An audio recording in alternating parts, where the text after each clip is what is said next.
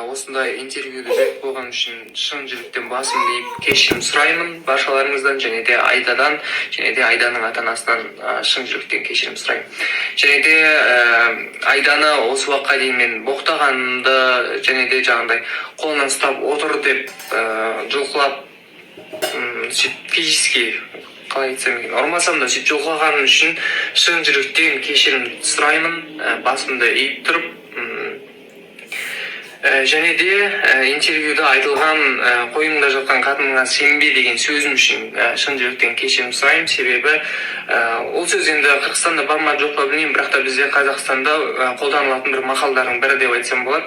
Сол мақсатта айтылған сөз болатын, бірақ та ол сөз Айдаға өте қатты тиюі мүмкін. Сол себепті шын жүректен Айдадан және де ата-анасынан кешірімді сұраймын. Сенімдеріңізді ақтамағаным үшін кешірім сұраймын. Бишкекке келіп бешбармақ жеп атабыз. Қандайсыздар? Всегда Айда мамалары күшті өстіп күтіп алады. Жатам Айда, қалайсың?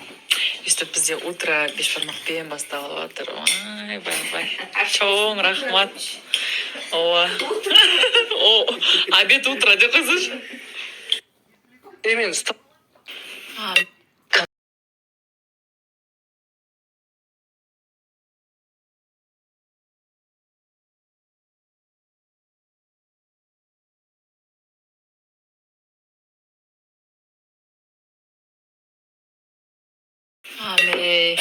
Бишкекке келіп бешбармақ жеп атабыз.